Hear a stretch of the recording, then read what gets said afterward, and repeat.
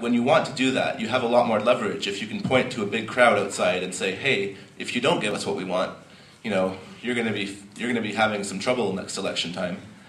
And I really think that when you take a next step lobbying approach, it's also important that you don't lose sight of the fact that although you want these incremental changes in the current time frame, because we all have one-year terms, we have to focus on quite short-term and achievable goals.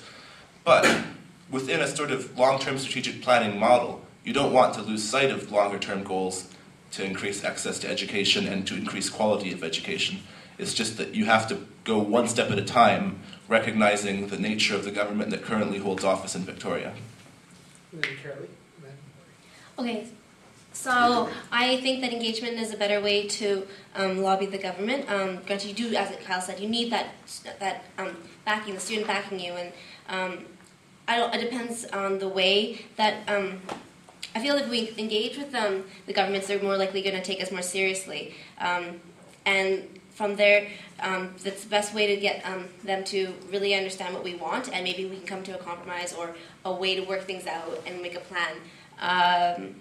I feel that the students, that's why we really need to get students involved with the student life, because this is where we're going to grab their attention, this is where we're going to get their support, and if they have faith and confidence in us, they're going to give us their backing, and that's what we can then present to the government and say, look, here, we have all these students that feel like this, and we really want to implement this change, and maybe they might take us seriously because we are a huge campus, and we're one of the biggest in Canada, and they should take us seriously.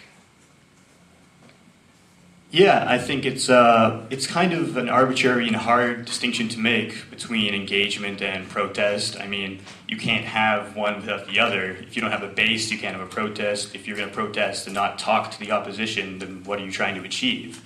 But ultimately, if I was going to pick one, I would say protest.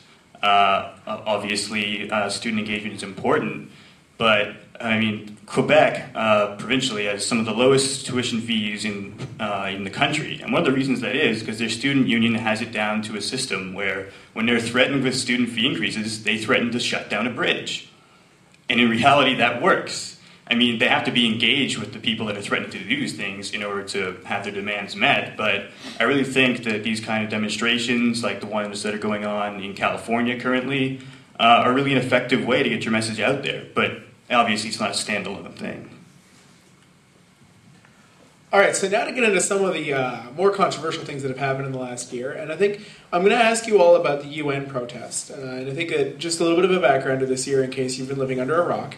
The Alma Mater Society decided to lodge a complaint with the United Nations that tuition fees were a breach of our human rights on the basis of a treaty that Canada signed that stated that they would work towards free tuition.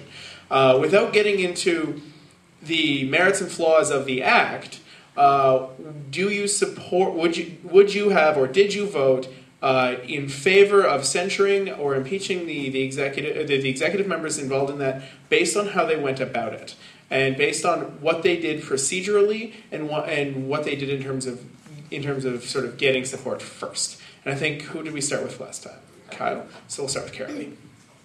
So I voted to censure the executive, or Blake and Tim, because I feel the procedures are very important. We live in a democracy, and so the AMS is structured so that we have the representatives who can go to their constituencies and get the information of what their constituents think, and it's brought back to council, and that's where we talk. And if you don't go through the proper procedures, how do you know that you're actually going to be reflecting upon the actual positions of what the student's body thinks? Procedures are very important, and especially what I was most angry about during this time period was how council did not really know what was going on and we found out that day that such a press release occurred, and that shocked us, and we need to make sure that we can't have someone come in and do whatever they want with the organization. We need to make sure things are being done properly, efficiently, and we need to make sure that whatever actions we take, we're reflecting the image of the society in its best nature. Yeah.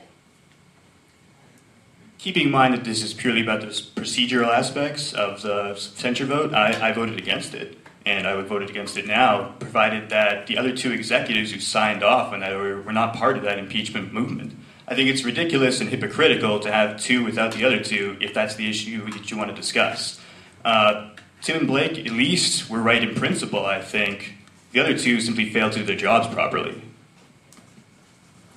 All right, so I guess what I'm going to say doesn't come as much of a surprise if you've been following the debate, but based on the procedure, I strongly supported their censure, as that was the furthest thing that we could do. I called for the resignation, and I feel that my position was very much in line with the majority of students, as we saw over 70% of students in referendums on both Tim and Blake voted to impeach them, coming very close to a successful vote. And I really feel that it's important to correct one thing which you said that the Alma Mater Society filed a complaint. And Blake and Tim are agents of the Alma Mater Society, but they're only agents insofar as they are doing things directed to them by the board of directors or by the electorate as a whole. And so in that sense, and as proven by a subsequent motion, the Alma Mater Society did not file such a complaint. And the Alma Mater Society does not feel that such a complaint is the appropriate way to increase accessibility. And much more importantly than that, the Alma Mater Society is a democratic body, and while some of our procedures may seem arcane or confusing, to unilaterally decide that you do not wish to follow them opens up an incredibly dangerous precedent, and I can just imagine what kind of outcry you would have seen from some of the people who support Tim and Blake if the actions were taken by a right-of-center candidate and were in favor of increasing tuition. All right, now I think sort of single you out here, Rory, but Rory, you took a bit of a nuanced stand in terms of which positions, in terms of like voting against censure on the basis of not having everybody involved. Do you feel that the 2 executives that were sort of the target of this acted against the nature of what they should have been doing, or acted against what the role of council is? It's a good question, and it's still one I have trouble answering, frankly. I don't think it's black and white, as some of the other candidates would like to paint it to be. I think in principle, the facts are as follows. Canada signed a treaty that had very specific tenets, and they filed a complaint because the UBC as an institution was not living up to those tenets.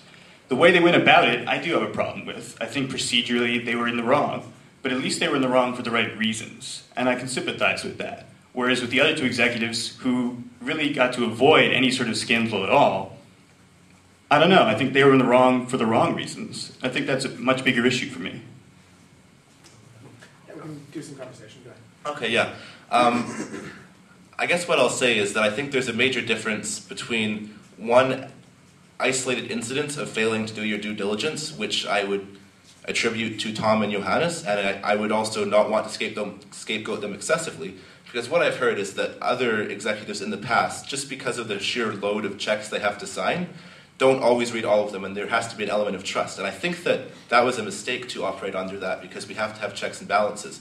But they were coming from an understandable point of view where they thought that there was interpersonal trust between the executives, and they thought that they were following in a tradition that other executives had used. And I would also sort of disagree with your reading of the UN Covenant on Social and Cultural Rights. I would argue that that covenant argues for a progressive, gradual increase, or rather, increase to the accessibility of education. I would not argue that it specifically can be read to oppose the current AMS policy on education, or the current British Columbia government policy on education for that matter.